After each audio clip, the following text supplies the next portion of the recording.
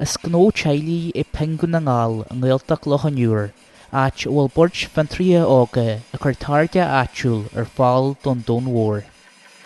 All dús cé dadí geirú sin tiontathe daine gan é ar an léad agus chum mud éile chéile. Using sa seála an machine seo chuiste leis an pola dhéanú agus sin chuin using tún chisel ar seála na amad a bun síos. Tá tú cruhíine sin chuinn tún sandpaper tá ceithir bhálaise le bhálasteanta chuinn tún waxer agus den sin é níos fearr sin an pan léir a chur chéile sé. Tá leas a bhainteas acuní nádar an cheantar, agus tromla a bain deanta is amad dúchasa hir chonal. Seo piece of bog oak and seo. The bog oak seo actually has bogs húsin in ver agus hug far sísin baile dún. Tá trabal tá bog oak geal sa bog beidir tá sé míle blion díos.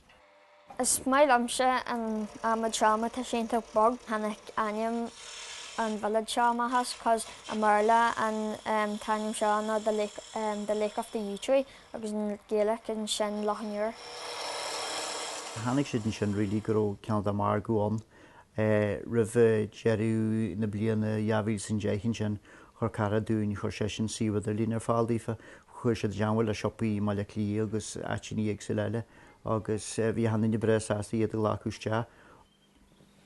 Bhí ról lú ag deáil an cheantar a bhforbairt an gnó agus na céad fin a níl an anad cóislótha agus sa Parc Náisiúnta Gleanmhaithe. Lean fást an gnó agus margú idirnáisiúnta a níos faoi lámh ag an téilech. Bhín cadhórdaí ón shop agus ón Adalín bhín ordaí ón America, ón Spáin, ón New Zealand agus aithnéit. Is an se faoi brúilis? Aye, bhín. Má háisimuid ar maidin heaglann fihinna teatha pánaíana sa lá. Céimiid sa sathúna céús dín seo me tá ordaí go mórán, but ná ahan just sathún bí me just bí me stea. Céithí am seach just san é am scálan a tá na bobála genta.